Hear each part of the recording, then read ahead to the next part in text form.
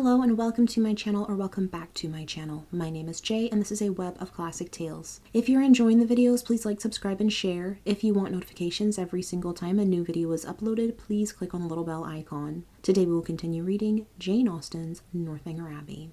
Catherine was too wretched to be fearful. The journey in itself had no terrors for her, and she began it without either dreading its length or feeling its solitariness. Leaning back in one corner of the carriage, in a violent burst of tears, she was conveyed some miles beyond the walls of the abbey before she raised her head, and the highest point of ground within the park was almost closed from view before she was capable of turning her eyes towards it. Unfortunately, the road she now travelled was the same which only 10 days ago she had so happily passed along in going to and from Woodston, and for 14 miles every bitter feeling was rendered more severe by the review of objects on which she had first looked under impressions so different. Every mile as it brought her nearer Woodston added to her sufferings, and when, within the distance of 5, she passed the turning which led to it, and thought of Henry, so near yet so unconscious, her grief and her agitation were excessive. The day which she had spent at that place had been one of the happiest of her life. It was on that day, that the general had made use of such expressions with regard to Henry and herself, had so spoken and so looked as to give her the most positive conviction of his actually wishing their marriage. Yes, only 10 days ago had he elated her by his pointed regard, had he even confused her by his too significant reference. And now, what had she done, or what had she admitted to do to merit such a change? The only offence against him of which she could accuse herself had been such as was scarcely possible to reach his knowledge. Henry and her own heart only were privy to the shocking suspicions which she had so idly entertained, and equally safe did she believe her secret with each. Designedly, at least, Henry could not have betrayed her. If indeed, by any strange mischance, his father should have gained intelligence of what she had dared to think and look for, of her causeless fancies and injurious examinations, she could not wonder at any degree of his indignation. If aware of her having viewed him as a murderer, she could not wonder at his even turning her from his house. But a justification so full of torture to herself she trusted would not be in his power. Anxious as were all her conjectures on this point, it was not, however, the one on which she dwelt most. There was a thought yet nearer, a more prevailing, more impetuous concern. How Henry would think and feel and look when he returned on the morrow to Northanger and heard of her being gone was a question of force and interest to rise over every other, to be never ceasing, alternately irritating and soothing. It sometimes suggested the dread of his calm acquiescence, and at others was answered by the sweetest confidence in his regret and resentment. To the general, of course, he would not dare to speak, but to Eleanor. What might he not say to Eleanor about her? On this unceasing recurrence of doubts and inquiries, on any one article of which her mind was incapable of more than momentary repose, the hours passed away, and her journey advanced much faster than she looked for. The pressing anxieties of thought, which prevented her from noticing anything before her, when once beyond the neighbourhood of Woodston, saved her at the same time from watching her progress, and though no object on the road could engage a moment's attention, she found no stage of it tedious. From this she was preserved too by another cause, by feeling no eagerness for her journey's conclusion, for to return in such a manner to Fullerton was almost to destroy the pleasure of a meeting with those she loved best, even after an absence such as hers, an 11 weeks' absence. What had she to say that would not humble herself and pain her family, that would not increase her own grief by the confession of it, extend a useless resentment, and perhaps involve the innocent with the guilty in undistinguishing ill will? She could never do justice to Henry and Eleanor's merit. She felt it too strongly for expression, and should a dislike be taken against them, should they be thought of unfavourably, on their father's account, it would cut her to the heart. With these feelings she rather dreaded than sought for the first view of that well-known spire which would announce her within 20 miles of home. Salisbury she had known to be her point on leaving Northanger, but after the first stage she had been indebted to the postmasters for the names of the places which were then to conduct her to it. So great had been her ignorance of her route. She met with nothing, however, to distress or frighten her. Her youth, civil manners, and liberal pay procured her all the attention that a traveller like herself could require, and stopping only to change horses, she travelled on for about 11 hours without accident or alarm, and between 6 and 7 o'clock in the evening found herself entering Fullerton, a heroine returning at the close of her career to her native village, in all the triumph of recovered reputation, and all the dignity of a countess, with a long train of noble relations and their several phaetons, and 3 waiting maids in a travelling chaise and 4 behind her, is an event on which the pen of the contriver may well delight to dwell. It gives credit to every conclusion, and the author must share in the glory she so liberally bestows. But my affair is widely different.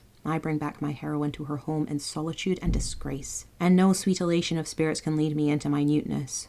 A heroine in a hack post chaise is such a blow upon sentiment as no attempt at grandeur or pathos can withstand. Swiftly, therefore, shall her postboy drive through the village, amid the gaze of Sunday groups, and speedy shall be her descent from it. But, whatever might be the distress of Catherine's mind as she thus advanced towards the parsonage, and whatever the humiliation of her biographer in relating it, she was preparing enjoyment of no everyday nature for those to whom she went, first, in the appearance of her carriage, and secondly, in herself. The chaise of a traveller being a rare sight in Fullerton, the whole family were immediately at the window, and to have it stop at the sweep gate was a pleasure to brighten every eye and occupy every fancy, a pleasure quite unlooked for by all but the two youngest children, a boy and girl of 6 and 4 years old, who expected a brother or sister in every carriage. Happy the glance that first distinguished Catherine, happy the voice that proclaimed their discovery, but whether such happiness were the lawful property of George or Harriet could never be exactly understood. Her father, mother, Sarah, George, and Harriet, all assembled at the door to welcome her with affectionate eagerness, was a sight to awaken the best feelings of Catherine's heart, and in the embrace of each, as she stepped from the carriage, she found herself soothed beyond anything that she had believed possible. So surrounded, so caressed, she was even happy. In the joyfulness of family love, everything for a short time was subdued, and the pleasure of seeing her, leaving them at first a little leisure for calm curiosity, they were all seated round the tea-table, which Mrs. Morland had hurried for the comfort of the poor traveller, whose pale and jaded looks soon caught her notice, before any inquiry so direct as to demand a positive answer was addressed to her. Reluctantly, and with much hesitation, did she begin what might perhaps, at the end of half an hour, be termed by the courtesy of her hearers an explanation. But scarcely within that time could they at all discover the cause, or collect the particulars of her sudden return. They were far from being an irritable race, far from any quickness in catching or bitterness in resenting affronts. But here, when the whole was unfolded, was an insult not to be overlooked,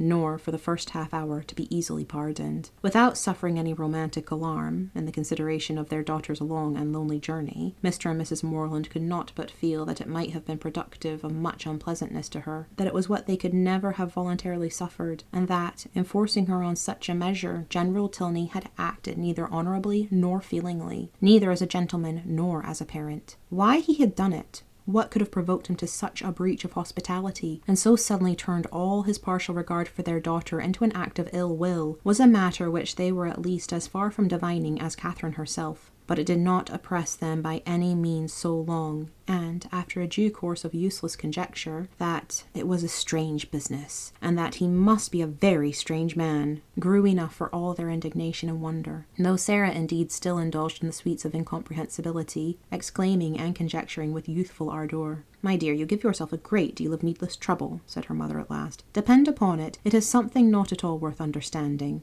"I can allow for his wishing Catherine away when he recollected this engagement," said Sarah, "but why not do it civilly?" "I am sorry for the young people," returned Mrs. Morland. "They must have a sad time of it. But as for anything else, it is no matter now. Catherine is safe at home, and our comfort does not depend upon General Tilney." Catherine sighed. "Well," continued her philosophic mother, "I am glad I did not know of your journey at the time, but now it is all over. Perhaps there is no great harm done. It is always good for young people to be put upon exerting themselves, and you know, my dear Catherine, you always were a sad little scatterbrained creature, but now you must have been forced to have your wits about you, with so much changing of chaises and so forth, and I hope it will appear that you have not left anything behind you in any of the pockets." Catherine hoped so too, and tried to feel an interest in her own amendment. But her spirits were quite worn down, and to be silent and alone becoming soon her only wish, she readily agreed to her mother's next counsel of going early to bed. Her parents, seeing nothing in her ill looks and agitation but the natural consequence of mortified feelings, and of the unusual exertion and fatigue of such a journey, parted from her without any doubt of their being soon slept away. And though, when they all met the next morning, her recovery was not equal to their hopes, they were still perfectly unsuspicious of there being any deeper evil.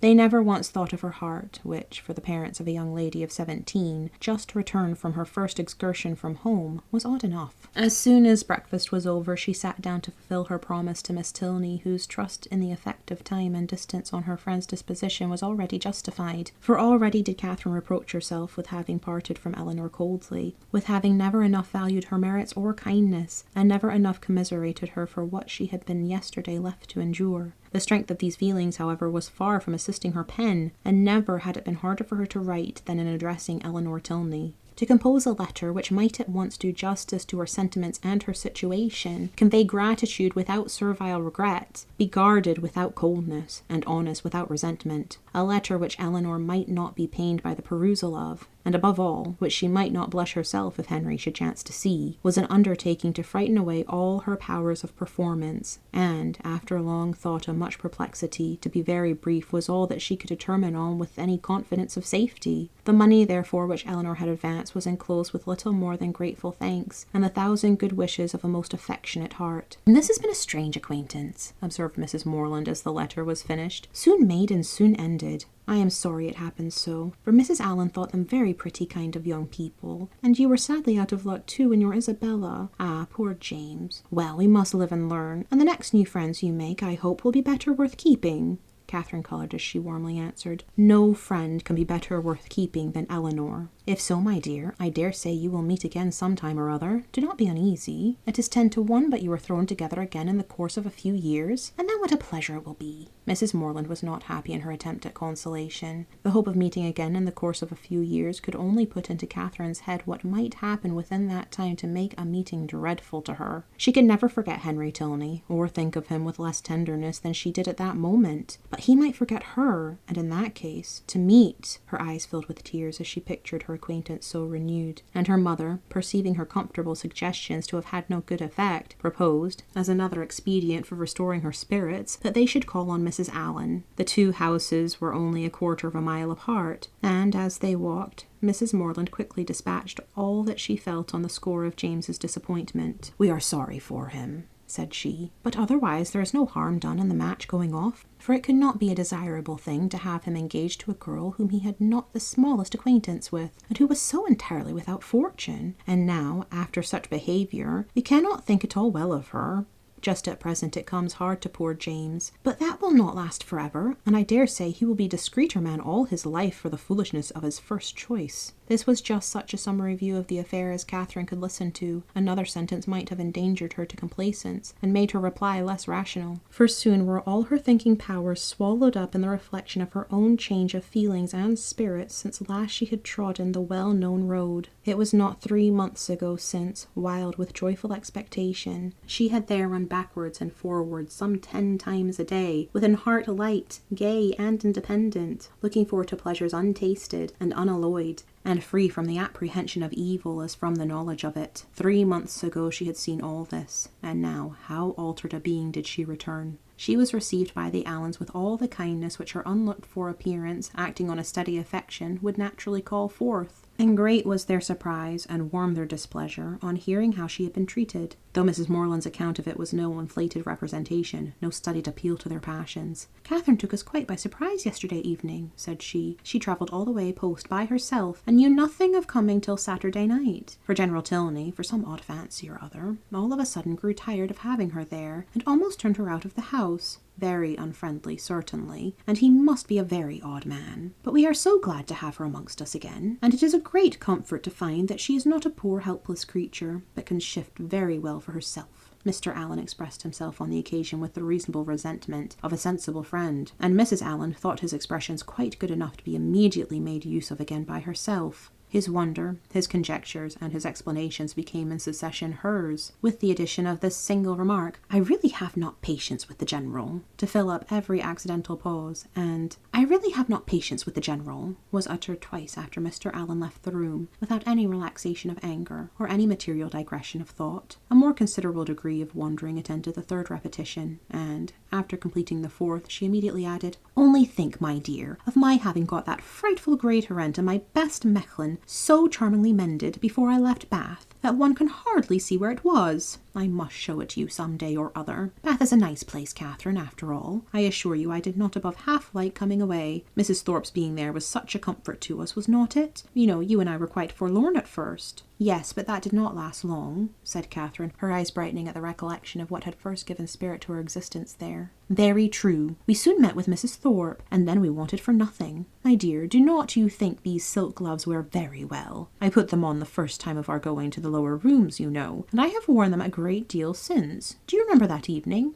Do I? Oh, perfectly. It was very agreeable, was not it? Mr. Tilney drank tea with us, and I always thought him a great addition. He is so very agreeable. I have a notion you danced with him, but I'm not quite sure. I remember I had my favourite gown on. Catherine could not answer, and after a short trial of other subjects, Mrs. Allen again returned to, I really have no patience with the General. Such an agreeable, worthy man as he seemed to be. I do not suppose, Mrs. Morland, you ever saw a better bred man in your life. His lodgings were taken the very day after he left them, Catherine. But no wonder. Milsom Street, you know. As they walked home again, Mrs. Morland endeavoured to impress on her daughter's mind the happiness of having such steady well-wishers as Mr. and Mrs. Allen, and the very little consideration which the neglect or unkindness of slight acquaintance like the Tilneys ought to have with her, while she could preserve the good opinion and affection of her earliest friends. There was a great deal of good sense in all this. But there are some situations of the human mind in which good sense has very little power, and Catherine's feelings contradicted almost every position her mother would advance. It was upon the behaviour of these very slight acquaintance that all her present happiness depended, and while Mrs. Morland was successfully confirming her own opinions by the justness of her own representations, Catherine was silently reflecting that now Henry must have arrived at Northanger. Now he must have heard of her departure, and now perhaps they were all setting off for Hereford. Thank you for listening. This has been Jane Austen's Northanger Abbey, Chapter 29. I've been Jay. This has been a web of classic tales. Please like, subscribe, and share. Click the bell icon for notifications. I hope you're having a fantastic day. Have a nice life, and I'll see you next time.